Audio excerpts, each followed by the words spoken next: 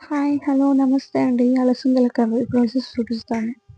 First దానికి process mixie jar తీసుకొని ఎండు కొబ్బరి, చెక్క, లవంగాలు వేసుకొని,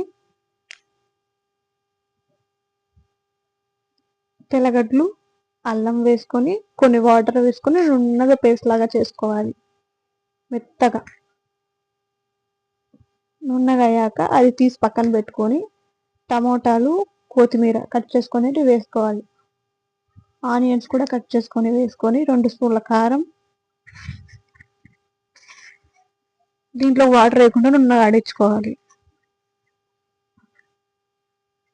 అలసందలు వాటర్తో 2 టైమ్స్ వాష్ చేసుకొని పక్కన పెట్టుకోవాలి. స్టవ్ మీద ఒక బాణీ పెట్టుకొని కుక్కర్ తగినంత ఆయిల్ వేసుకొని ఆయిల్ హీట్ అయ్యాక ఆవాలు చిటపటలాడాక అలసందలు వేసుకొని అన్నీ ఫ్రై చేసుకోవాలి. ఉర్లగడ్డలు, వంకాయలు 2 కలుపుకొని ఫ్రై చేసుకోవాలి. తర్వాత కరివేపాకు కూడా వేసుకొని కలుపుకోవాలి. ఫస్ట్ మనం పేస్ట్ చేసి పెట్టుకున్నాం కదా, అది వేసేసుకోవాలి. అది వేసుకొని బాగా కలుపుకోవాలి. పచ్చి వాసన పోయేదాకా ఫ్రై చేసుకోవాలి, ఉడకనివ్వాలి. ఆయిల్ తేలినాక కొబ్బరిది కూడా మనం పేస్ట్ చేసుకున్నాం కదా, అది కూడా వేసుకొని అది కూడా ఉడకనిచ్చుకోవాలి.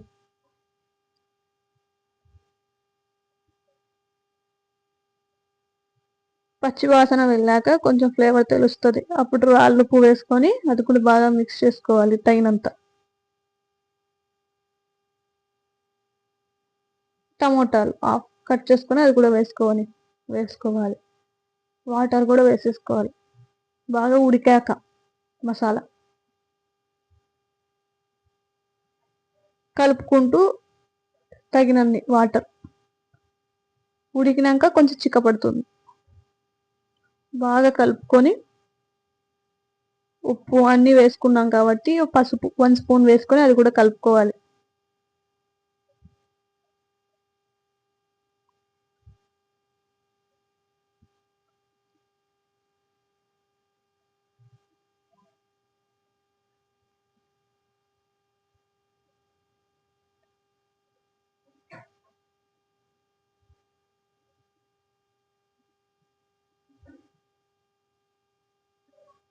ఈ కర్రీ చపాతీలోకి, ముద్దలోకి, రైస్లోకి అన్నిట్లోకి బాగుంటుంది.